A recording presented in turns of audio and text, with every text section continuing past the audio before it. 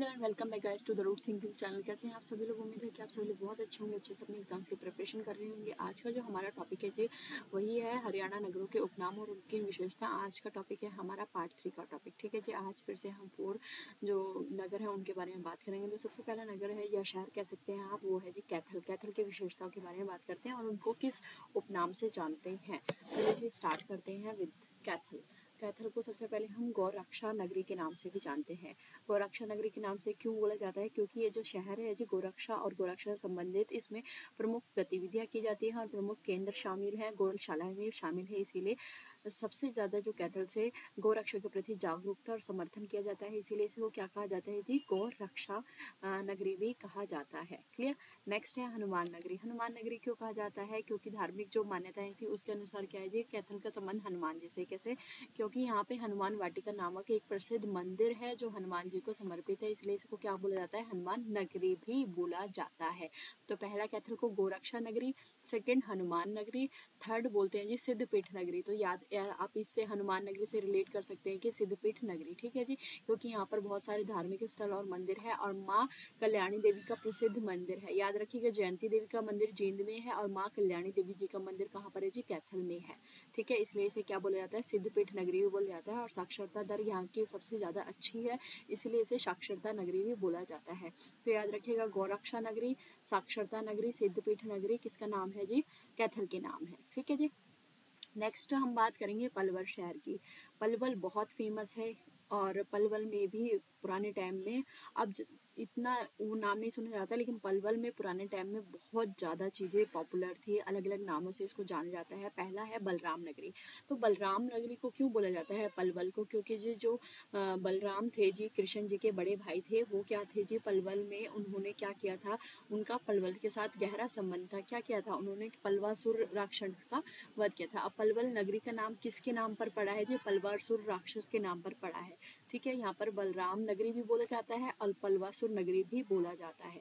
आगे हम देखेंगे। ठीक है, महात्मा गांधी स्मृति स्थल किस लिए बोलते हैं पलवल नगरी को? क्योंकि यहाँ पर महात्मा गांधी को 1919 में गिरफ्तार किया गया था, जब वो फ्रीडम फाइटर के रूप में भूमिका निभा रहे थे, स्ट्रगल कर रहे थे। तो 1919 में इनके योगदान के लिए पलवल में जो लोग थे वहाँ पर एक स्मृति स्थल बनाया गया, जिसे क्या बोलते हैं जी? महात्मा गांधी स्मृति स्थल कहते हैं। ठीक है, नेक्स्ट है कृष्ण बलराम की नगरी। आप बलराम की नगरी बोलेंगे तो कृष्ण बलराम की कथा नगरी भी बोलेंगे, क्योंकि यहाँ पे कहा जाता है कि दोनों भाइयों का आगमन हुआ था, इसलिए इसे कृष्ण बलराम कथा नगरी के रूप में भी जाना जाता है। नेक्स्ट है पलवासुर की भूमि। क्योंकि यहाँ पर पलवासुर नाम का राक्षस रहता था, इसलिए इसे पलवासुर की भूमि भी कहते हैं। और पलवासुर नाम के राक्षस को किसने वध किया था जी? बलराम ने वध किया था। और पलवल का नाम भी पलवासुर के नाम पे ही पड़ा है।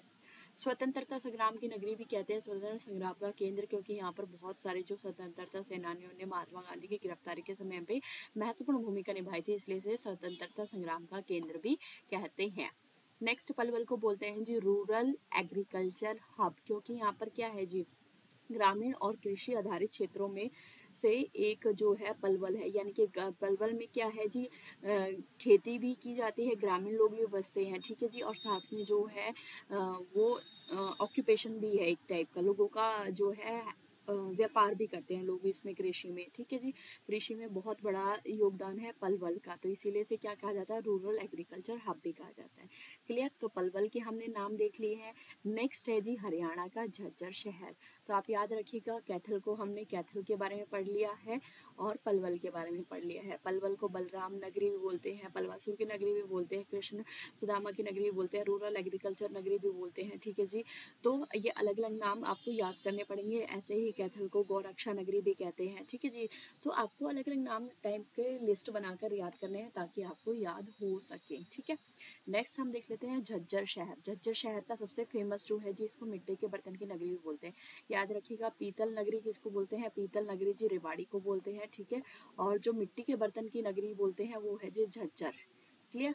क्योंकि यहाँ पर जो मिट्टी के बर्तन और हस्तशिल्प जो है बहुत अच्छे गुणवत्ता के और सुंदरता से बनाए जाते हैं, तो इसलिए इसे मिट्टी बर्तन नगरी भी बोला जाता है। लघु भारत भी कहते हैं झज्जर को। क्यों कहते हैं जी? क्योंकि यहाँ पर विभिन्न संस्कृतियों, जातियों, धर्मों के लोग मिलजुल कर रहते हैं, विविधता देखने को मिलती है, इसे लघु भारत, वैसे तो पूरे इंडिया में ही है, फिर भी इसे लघु भारत के नाम से जाना जाता है। ठीक है, थर्ड है जी, इसको पौराणिक नगर बोलते हैं, प्राचीन नगर। किस लिए? क्योंकि यहाँ पर ऐतिहासिक मंदिर और धार्मिक स्थल है, इसलिए इसे पौराणिक नगर भी बोलते हैं। याद रखिएगा, जो झज्जर है, झज्जर को हमने क्या बोल दिया, पौराणिक नगर, क्योंकि यहाँ पे पौराणिक जो ग्रंथों से संबंधित चीज़ें मिलती हैं तो पौराणिक नगर भी बोलते हैं, लघु भारत भी बोलते हैं, शहीदों की धरती भी बोलते हैं, क्योंकि यहाँ पर जो स्वतंत्रता सेनानी थे उन्होंने अपना सर्वोच्च बलिदान दिया था देशभक्ति के लिए, इसलिए इसे शहीदों की नगरी भी बोलते हैं। कृषि प्रधान क्षेत्र है, कृषि प्रधान क्षेत्र के नाम से झज्जर को इसलिए भी कहा जाता है क्योंकि यहाँ पर अधिकतर लोग जो है कृषि में संलग्न रहते हैं, नई नई तकनीक को यूज़ करते हैं, इसलिए कृषि प्रधान क्षेत्र भी झज्जर को बोला जाता है।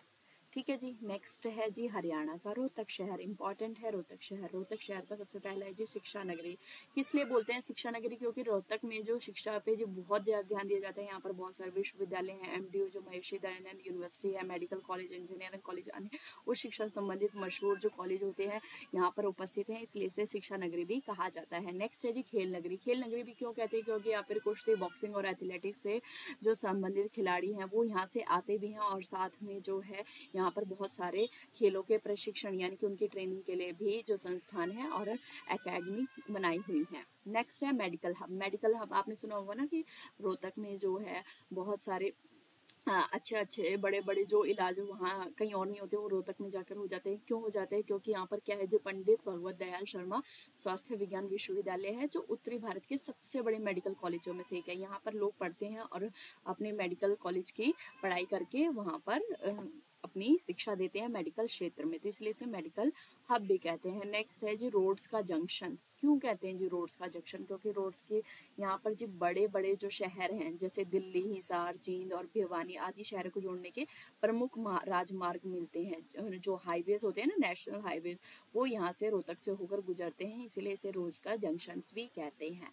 तो ये थे जी, हमने कैथल के बारे में, झज्जर के बारे में और रोहतक के बारे में भी पढ़ लिया है। ठीक है, तो एक बार फिर से हम क्विक रिवीजन कर लेते हैं ताकि हमें एक बार फिर से पता चल जाए कि हमने क्या क्या देखा था। आज की वीडियो थोड़ी सी जल्दी कर दी है क्योंकि इसमें इतना खास है नहीं। कैथल देखिए गोरक्षा नगरी है, हनुमान नगरी बोलते हैं, सिद्धपीठ नगरी भी बोलते हैं, तो हनुमान से याद कर लीजिएगा, साक्षरता नगरी भी बोलते हैं, 4 बोलते हैं जी कैथल को। ठीक है, नेक्स्ट है पलवल शहर को, बलराम की नगरी, कृष्ण बलराम की नगरी, महात्मा गांधी का स्मृति स्थल, पलवासुर की भूमि, स्वतंत्रता संग्राम का केंद्र, रूरल एग्रीकल्चर हब। ठीक है, तो ये किसको बोलते हैं जी, ये बोलते हैं हमारे पलवल को। ठीक है, नेक्स्ट झज्जर मिट्टी के बर्तन के लिए प्रसिद्ध है, लघु भारत भी बोलते हैं, पौराणिक नगर भी बोलते हैं, और शहीदों की धरती भी झज्जर को बोलते हैं। कृषि प्रधान क्षेत्र है। रोहतक किस लिए फेमस है, शिक्षा के लिए फेमस है, तो खेल नगरी, शिक्षा नगरी, मेडिकल हब, ये किसको बोला जाएगा जी, रोहतक को बोला जाएगा। रास्ते में जो है रोड्स का जंक्शन भी किसको बोला जाता है, रोहतक को ही बोला जाता है। तो ये थी आज की वीडियो, उम्मीद है कि आपको समझ में आई होगी, और